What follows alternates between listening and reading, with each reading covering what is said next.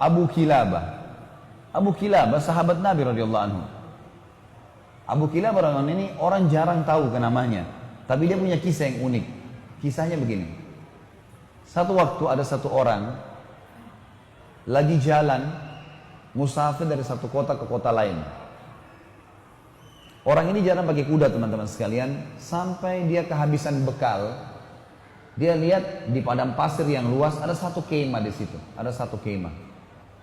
Kemah ini teman-teman sekalian, dia turun, dia masuk, dia bilang, saya lihat pemandangan yang sangat memilukan.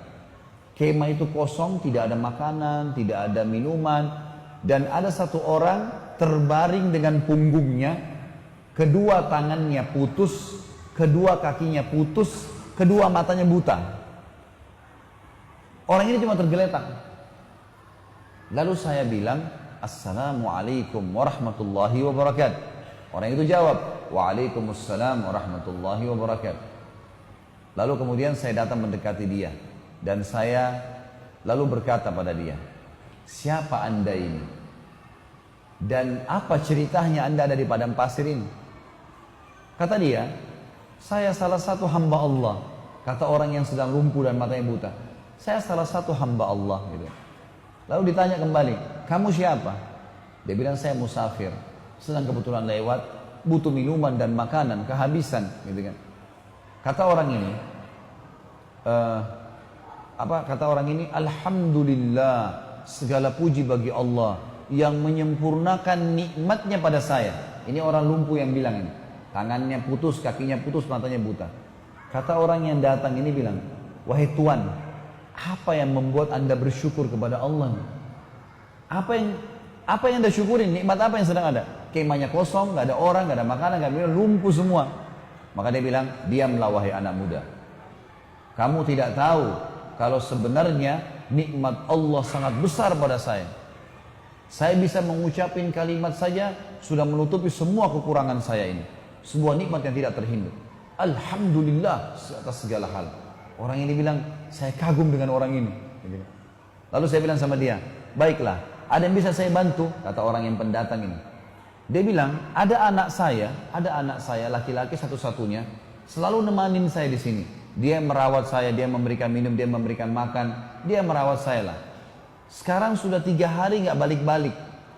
Coba kamu cari di sekitar kemah ini, siapa tahu ada. Dan memang perlu kamu tahu di padang pasir ini yang hidup cuma saya sama anak saya, nggak ada orang lain. Jadi kalau ada orang kamu lihat itu berarti anak saya. Kata dia, baiklah. Dia bilang, saya keluar. Nggak jauh dari kemah itu ada jenazah manusia yang lagi dikerumuni oleh singa. Lalu saya bilang, pasti ini anaknya, tapi sudah mati, lagi dicabit-cabitin dagingnya oleh singa. Lalu saya kembali, saya bingung gimana caranya menjelaskan kepada orang ini. Dia sendiri susah, hidupnya di padang pasir sendirian, lumpuh, dan anaknya dimakan singa. Lalu saya pun datang, lalu saya mengatakan, wahai saudaraku, kata orang ini, pendatang bilang sama orang yang lumpuh ini, wahai saudaraku, apakah anda mengetahui kisah Nabi Ayub? Kata orang itu, tentu saja. Apakah bisa anda ceritakan kepada saya sedikit tentang dia? Kata orang itu, Ayub alaihissalam, orang yang tidak bisa dinilai kesabarannya. Orang yang dicoba sama Allah 20 tahun dengan penyakit, 20 tahun dengan mati semua anaknya 12 laki-laki, 20 tahun dengan penyakit kusta sehingga ditinggal oleh kaumnya, hartanya semuanya habis, 20 tahun miskin.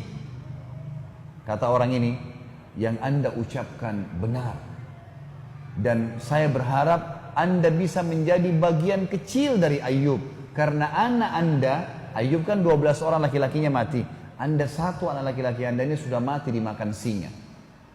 Kata dia, saya mungkin berpikir orang ini akan menangis. Dia senyum, lalu dia mengatakan, Alhamdulillah yang telah membuat anak saya mendahului saya ke surga. Kata orang itu, Alhamdulillah yang membuat anak saya. Kata yang pendatang ini, kok bisa anda bilang begitu? Dia bilang, anak saya ini sangat bakti dengan saya.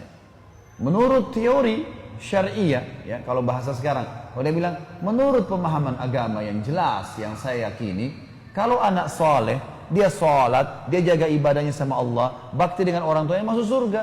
Anak saya begitu. saya yakin dia akan masuk surga. Baiklah. Kata orang pendatang ini, tiba-tiba saja orang yang lumpuh ini bilang, asyhadu an la ilaha illallah wa anna Muhammad Rasulullah, meninggal dunia. Mati nih si lumpuh nih. Orang ini bilang, innalillahi wa inna ilaihi raji'un. Saya kehabisan bekal, kehabisan makanan, temu lagi orang seperti ini dan mati. Apa yang harus saya lakukan nih? Gitu. Dia bilang, saya keluar dari kemah, nyari informasi, ada siapa nih yang bisa saya minta tolong? Dia bilang, gak lama kemudian lewat 4 orang naik kuda dari kejauhan dengan hikmah Allah. Ini orang sambil bilang, saya sambil berdoa, ya Allah utuslah kepada kami orang yang bisa membantu. Gitu kan? Ternyata teman-teman sekalian, lewatlah 4 orang naik kuda, dia bilang.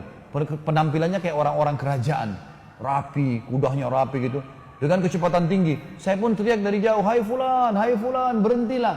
Ternyata dengan hikmah Allah mereka dengar saya. Mereka pun datang, lalu mereka bilang, ada apa dengan kamu? Kenapa kau minta tolong? Ada sesuatu?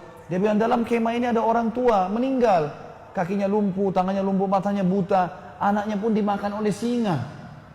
Kata mereka 4 orang ini, apa kamu bilang? Orang buta, orang lumpuh, mana dia?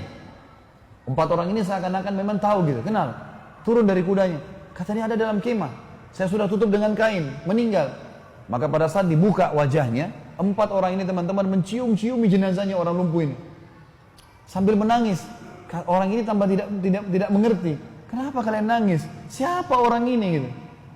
Kata 4 orang itu, kau nggak kenal siapa orang ini? Dia bilang tidak. Ini Abu Kilab al-Jurumi. Ini sahabat Nabi. Satu-satunya sahabat Nabi masih hidup sekarang, ini orangnya. Dia sudah lama kami cari karena disuruh oleh raja untuk jadi hakim.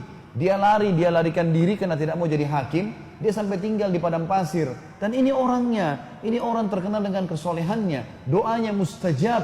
Gitu. Maka anak muda ini pun menangis sambil mengatakan, alhamdulillah yang telah mempertemukan saya dengan orang soleh ini, sehingga saya bisa melihat salah satu sahabat Nabi SAW, dan akhirnya saya bisa belajar dari dia. Tapi pelajaran kita teman-teman, bagaimana Abu Kilabah dengan kenal Tuhannya, tahu kalau cobaan dunia hanya di dunia. Kalau ada orang lahir di muka bumi teman-teman, sebagai orang beriman harus yakin ini ya.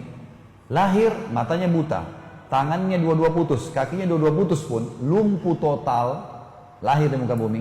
Ini hanya sifatnya duniawi. Pada saat dibangkitkan hari kiamat nanti, karena jasadnya akan dimakan oleh tanah. Dibangkitkan hari kiamat, nggak ada lumpuh, nggak ada cacat, fisik baru. Kata Nabi SAW, semua manusia akan dibangkitkan pada hari kiamat. Laki-lakinya seperti poster Adam, 60 siku ke langit, 27,5 meter. Dan semua perempuan seperti ibunya Hawa, 40 siku ke langit, 17,5 meter.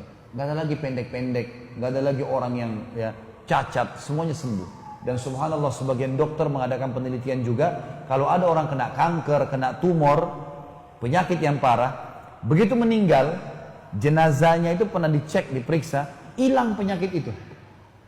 Jadi hanya sifatnya duniawi, di jasadnya itu sudah tidak ada penyakit itu, hilang bersama dengan ruhnya keluar. Jadi teman-teman orang beriman tahu, yang membuat Abi Kilabah bisa sabar, dia tahu ini dunia, sabarin aja.